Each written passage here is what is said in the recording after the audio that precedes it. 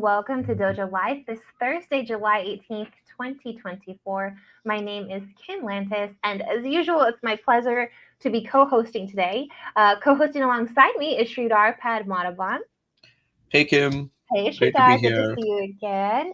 And our guest is Tatiana Vanvelzor, who is the Global Head of Sales for Retail Studio at Sabre Hospitality. Tatiana, it's such a nice day to be talking with someone like you. Thank you. Thank you for having me. You're welcome. You know, we got the pleasure to chat off and on a bit at High Tech. You're just a lovely individual with a lovely energy and so much to share and say. So I have no doubt that today's show is going to be a really good one as we talk about embracing the future of travel and hospitality retailing. But before we dive into that, we'd like to get to know you a bit more, Tatiana. If you wouldn't mind sharing your story, your passion for the industry, and sort of what's led up to your time with Retail Studio at Sabre Hospitality. Sure. So I'm someone who was born in this industry. My father was a travel agent by the time I was born, but he was part of the airline industry before that. So really at my house, no one talked about anything else other than travel. That was pretty much my life growing up.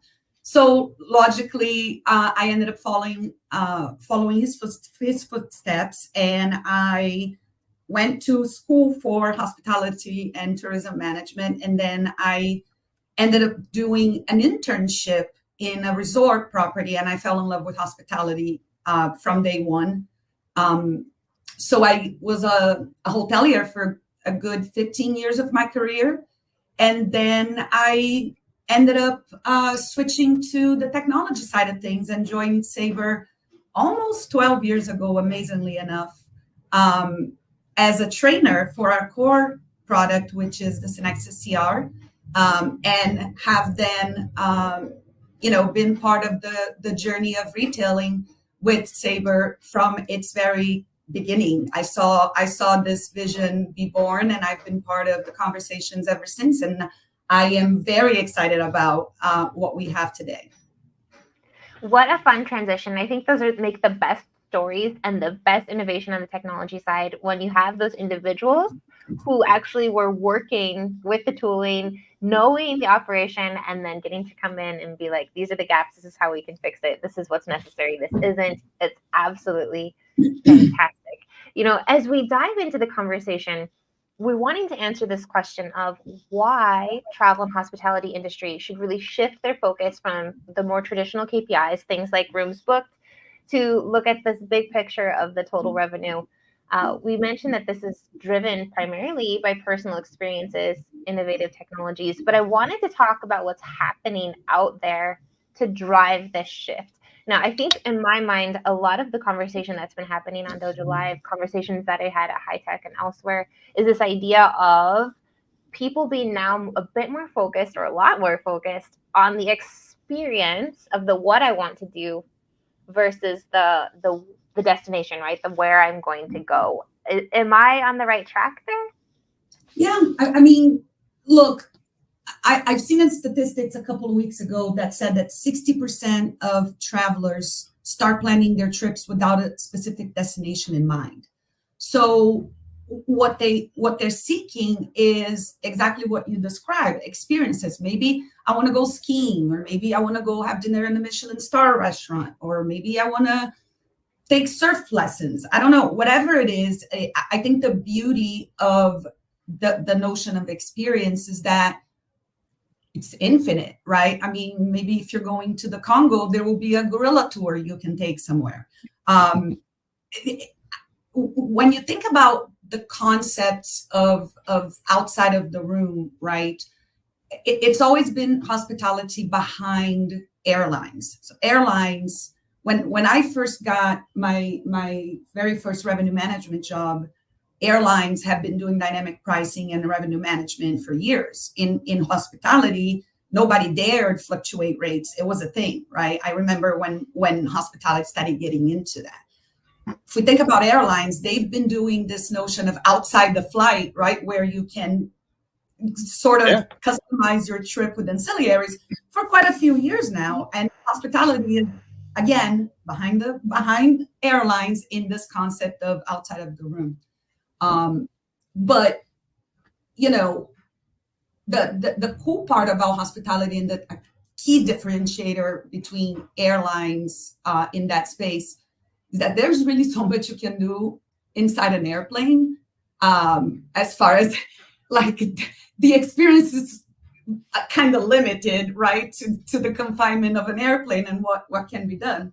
But blow that up for a destination, a hotel, a trip that you're taking on Earth, and then the possibilities become absolutely infinite. And the thing about it is, hoteliers have fixated on ADR for years and years and years and years. But when you think about how people travel, for example, if I go to a hotel, I tend to not get the most expensive room because I like to, it's a place to sleep and shower for me. So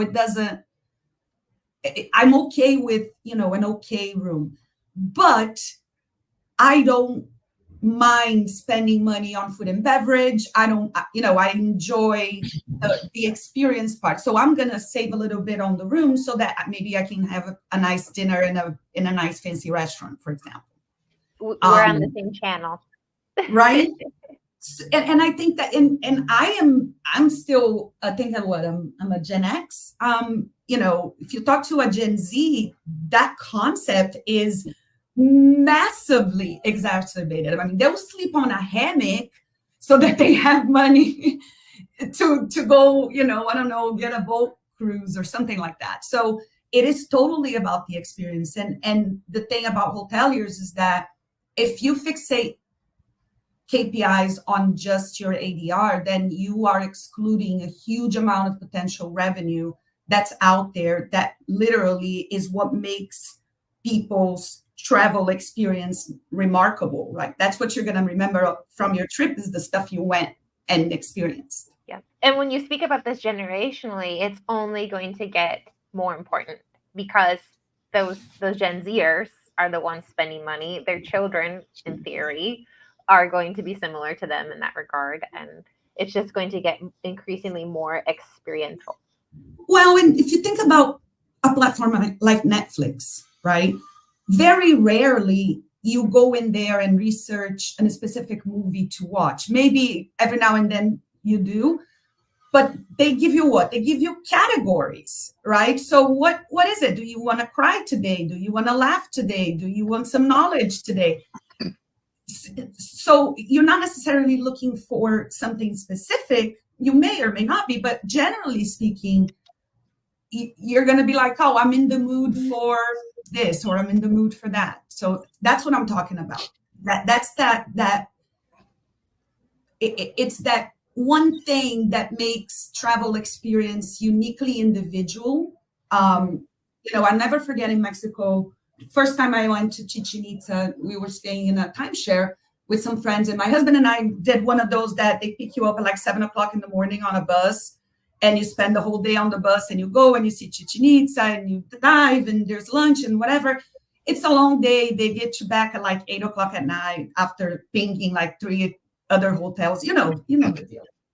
And we went with another couple, and at the end of that day, my husband and I absolutely loved everything about that day. And the couple that was with us absolutely hated everything about that day. And technically, we had the same experience, right? And that's why I think this piece of the business is so unique, because it is so incredibly personal. Absolutely. So Sridhar, based off of what you're hearing, and we can what do you have to ask Tatiana? Oh, I'm fascinated about everything that's going on, and I'm, in my head, I've, spent quite a bit of time in this industry on the sales side to the hospitality and various other companies, Tatiana.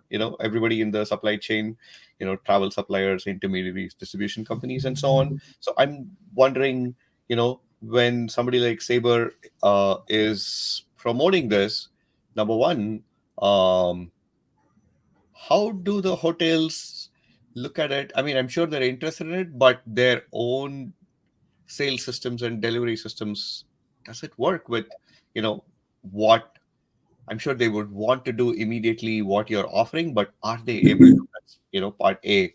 And part B, I think the other question is that, you know,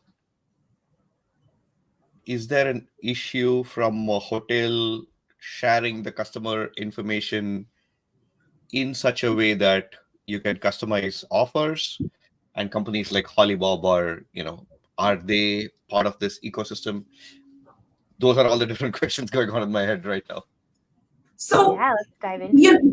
you know, technology is an ever evolving, changing thing, right? So back to my stories of the old days. That I'm an old timer, so you have to forgive me. When I got my first revenue management job, the distribution channels I had were fax, phone, email. That's it. Right. And that was it. That's how reservations came in. And then overnight, out of nowhere, we had Travelocity, Orbitz, Expedia, Booking. And Booking came later, but I don't remember the old ones, hotels.com. And all of a sudden, our jobs became unmanageable because we were constantly just updating extranets and trying to keep up with inventory changes, etc. And there was a lot of error. And why? Well, because there was no such thing as a CRS. Because Right. the technology came to fill the gap that the complexity of distribution created for hoteliers. And I think it's the same parallel that I draw to where we are now with Synexis retailing. It's a very powerful tool. We're seeing absolutely great results from the customers that are using it. But it's going to be an ever-evolving platform. It's not 100% completed to the vision that Sabre has, right? It's a work in progress. But I don't see a way back for the industry. I think that it's driven by consumer behavior. So whether hoteliers want to retail or not, I think that the consumer is just going to require that to evolve, right? It's how we consume things on the day-to-day lives. So I see that we're going to continue to invest in the platform, and it's going to continue to bring tools that allow the hoteliers to operate efficiently in that space. Yeah, and I think efficiency it's a numbers game, right? Because you were talking about ever-changing and just there's infinite possible combinations. Exactly. And exactly. And the thing about, you mentioned, I think you're mentioning something around what we have in the AI in the back scenes. So we have a machine learning tool and an AI in the back that is always going to understand the buying persona and what offers are going to be more fitting for what that person profile is. Now, remember, we're also coming out now with standalone. And what standalone means is that I'm going to be able to put retailing offers in front of people that aren't in booking a room at all. So imagine now I'm a hotel. I can now reach guests that booked through other channels to book retailing directly through me, as opposed to allowing them to go and buy experiences from Expedia or buy it. Maybe you didn't buy your room direct, but you can buy my retailing direct because I'm going to put the offer in front of you. So every little step that we take forward, we make this thing even more robust. And the goal, the end in goal, the end in mind is we want to touch the guest in every possible little part of the journey, from when they shop all the way to after they leave. We want that retailing journey to be part of the whole process. It's interesting that you mentioned even after you leave, because there's the possibility, I'm imagining, of buying even souvenirs and things that from the location that maybe I don't have space in my suitcase, but I love this bus. Can I get it sent home? Or I regret not buying that vase. Can I do it now? Or, oh my goodness, that was the best hotel I've ever stayed in my life. I'm going to buy my sister a gift card for that hotel for Christmas. How thoughtful. But she won't like it. That's just a joke based off of your Mexican tour experience. Yeah. So, Tatiana, the supply for this, I mean, while your technology can try to make customized offers, hopefully the right suggestions. So the supply of experiences will come from, I mean, for a company like Sabre. So right now, the configuration of the offers that are out there live within Control Center, which is our core platform. It's an XSCR. And the hotel properties themselves would load these offers or these products there, depending on what they want to offer, right?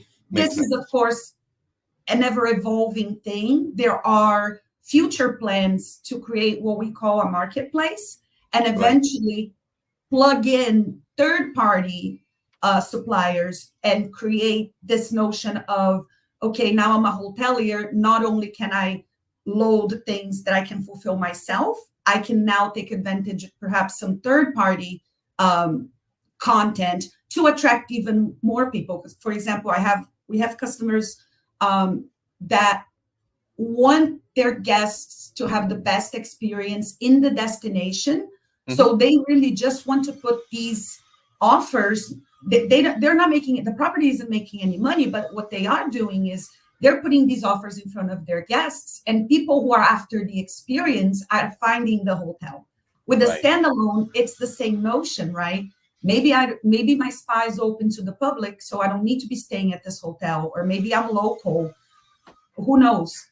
But perhaps I go for the spa, and I'm like, they have a nice restaurant. Maybe I'll have dinner. But you know what? Maybe I want to have a bottle of wine. So guess what? I'm going to stay at this hotel tonight just so I can have a bottle of wine. And now the room, it flopped, and the room is now the ancillary of what started with a search of an experience. Very nice. Very nice. And it's super smart because, like you're saying, it's not just taking advantage of tourism, but it's tapping into the local community as well and helping everything feel more and more like a community. You know, I personally have never had the experience of living in a tourist destination, but I imagine that as a local, there is sometimes a sense of exclusivity or not being able to participate. And so I think it's a really beautiful notion, even just from a human side and the definition of hospitable, you know. I can't believe you've never lived in a tourist. I don't remember the last time I wasn't living somewhere that's a tourist destination. I envy your life. I told you I was born to do this. I don't know how to do anything else. Oh no, it's absolutely beautiful. Lucky you. I've lived in beautiful places, but never quite the tourist attractions of that sense. So let's just talk a little bit more about this shift then in terms of what types of KPIs should companies begin starting to pay attention to, and how might they prepare for this type of shift? Any sort of words of wisdom, caution in this regard? So, I mean, look, personalization is not optional. It's here to stay, and it's what's driving behavior for consumers in every aspect of life, like ourselves. It's almost like people today don't even expect you to have to ask. You should know my preferences. Like Amazon knows my preference, right? For example, better than Amazon knows me better than my husband. Even Starbucks. Starbucks. Imagine. A few years ago, we were having a presentation about the retail notion, and there was a slide, and it's old information, it probably has changed, but years ago, Starbucks had The motorcycle wanted to participate in today's show. It was, and I'm on the 11th floor, just so you know. So Starbucks has had 83,000 possible combinations of drinks, and they have tea and coffee. I mean, put that in the hospitality scene. How many different types of personalization? Like, it's mind blowing. It really is when you think about the dimension that this could potentially take, right? And this is what I'm saying. I don't see a way back. I think that the disruption is not, Sabre is not saying, okay, hotels, you have to work this way. That's not how this works. We don't get to dictate how consumer behavior. What we get to do is understand how that works in everyday life, and then provide the tools so that the hoteliers can navigate the world as it exists today successfully. And that's what we're trying to do. And it has been educational, because also, if you think back my years in hospitality, before, there was no such thing as a revenue yield manager. There were reservations managers. The complexity was different, right? And nowadays, it is not often that we see retail positions in, I mean, don't take me wrong, I know many hoteliers are ahead of the curve, and they do, but traditionally speaking, the KPIs are owned by the venues themselves, right? Or, you have a person that handles the spa, and then you have a person that handles the food and beverage, and you have a person that handles the water sports, or whatever it is. But do you have a centralized leadership that's thinking of strategy, that's thinking of technology, that's thinking of that total revenue KPI and owning it from that perspective, right? And I have to tell you, I got a shock of reality when I met one of my colleagues, Derek, who leads our retail growth team. And this is something that Sabre is doing, because I realized, oh my goodness, I know everything about hospitality, but there's this whole other world of retailing that I had no idea. And it I learned so much from him, because he does not come from hospitality. He comes from a retail background, like true retail. And so my interactions with him are fun, because it's sort of like we're trying to find that mishmash of hospitality meets retail, and what does that mean for hospitality retail, which is super cool. And like I said, I'm passionate about this, because I just feel like I helped create it, being here all of these years, and being in all of these conversations, and giving feedback, and talking to customers. So I believe in it. I wholeheartedly believe it. And I'll tell you something. I was at High Tech, and I went around snooping around to all the technology, as everybody does, right? That's what you're there for. You want to see the cool stuff that's on the floor. And I heard Mr. Scott Wilson, our president, when he opened our booth, he told us, look, there is no company that is in the position that we are today to deliver a retail solution as complete as we have. Is it perfect? Not yet. It takes time. I don't know if anybody listening remembers what the very first CRS was when it came out. I do, because we integrated it to the PMS and very quickly turned it off because it made a huge mess. And it was clunky. It took forever. You updated it. It took like hours and hours and hours to update the extranet. I mean, it was super clunky. Now, fast forward 20-something years, Synexis is an incredible CRS. And equally, there are other tools out there. And retailing is the same type of way. We in hospitality have done a very poor job of incorporating that retail piece to the big picture. And it's time for evolution. And again, same thing as OTAs, right? those who jumped in on the revenue management bandwagon and said, okay, let's figure this out. Let's get systems in place.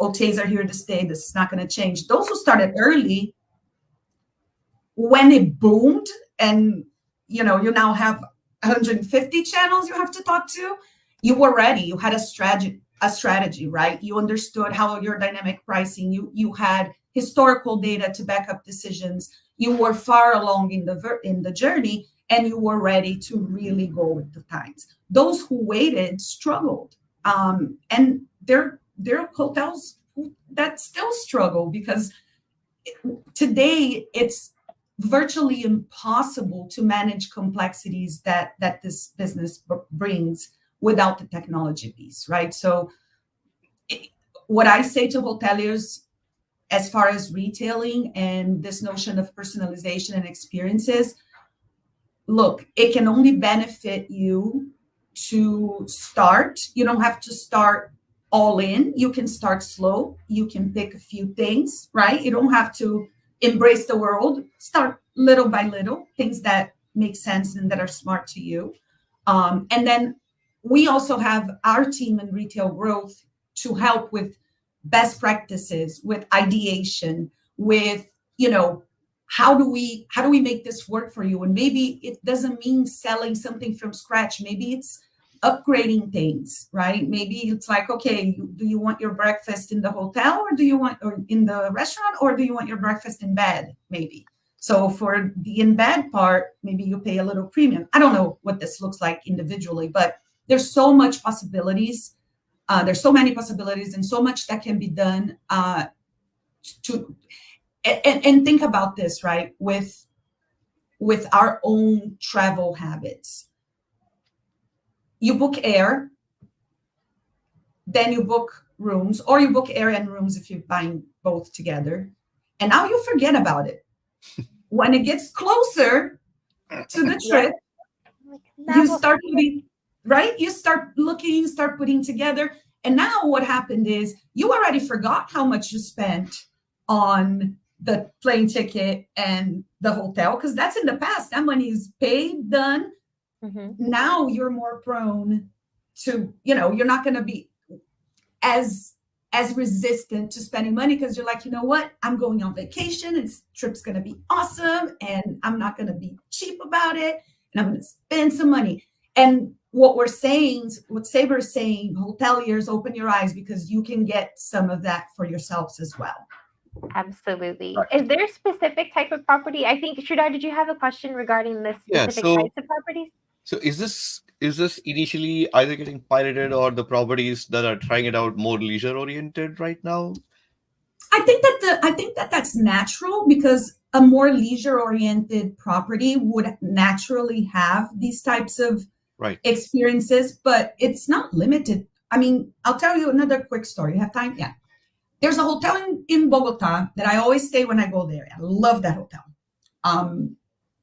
And they have a little corner of the lobby that is just perfect for when you're having to work like hotel lobby work, and you have maybe one or two people with you and you're trying to work while you're on a business trip, like in between.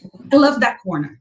I wish I could reserve that corner for my entire stay, or at least through the days that I'm serious, because it has a plug. It's private. It's close enough to the bar that they can bring me a coffee. Like it's now that space is just sitting there for anybody to squat on it all day, which is what I do. And it could be monetized. So I think that maybe the Tatianas, I would pay for this. I would totally. So that's the point, right? That's the ideation point. Perhaps it escapes the traditional thought process, but it could also be things like, I don't use housekeeping when I travel for business. I simply don't. I could opt out ahead of time, and that could help in efficiencies for the property, because they would know as it would impact scheduling. I mean, I can go on about this for hours. I hear you. Yeah. So it's not limited to leisure. The very interesting and probably individual ways business hotels or non-leisure properties get very interesting, Tatiana. Very interesting. Thank you. Barely scratching the surface. Very excited to see what the future, how this evolves 6, 12, 18, 24 months. Absolutely. I think we could go on and on. We'll have to go on and on. We'll have to have you back here as the retail studio continues to evolve, just as the industry and retailing within the hospitality industry continues to evolve. I even just see the applications of this in some ways being a life raft during low season, the ability to kind of carry you through when it's not the boom and you don't even have many rooms being booked. It's all types of angles. For sure. I mean, it's infinite. I told you the possibilities are endless. Just take that, Starbucks. I love it. I love it. So, Tatiana, it has been a real pleasure getting to speak with you today to learn all about what's happening with hospitality retailing and, of course, how Sabre Hospitality's retail studio is sort of leading the charge in that angle. If anybody would like to find out more about Retail Studio or communicate with you directly, how might they go about doing that? Well, they can find me on LinkedIn, Tatiana Vanvelzor. As a matter of fact, with my last name, it shouldn't be hard to find me. There aren't many of us out there. And my email at Sabre is tatiana.vanvelzor@sabre.com. All right, sounds perfect. Thank you. Thank you once again. For those of you watching, thank you for joining us. Sridhar, thank you for co-hosting along. Just as a reminder, next week we will not be having any live shows because we're going to be at GBTA in Atlanta. Yes, but following that up, we're actually going to be speaking with Dominique Locasio. That's coming up on April, my God. Here, I'm ready for my birthday, I guess. On July 30th, he is with Piaggio Fast Forward, and we're going to be talking all about cobots in the hospitality space. One of those cool companies that was also a high tech, showing off their tech. So join us next on July 30th. Until then, everyone, stay safe, and we'll see you then. Thank you. Thank you.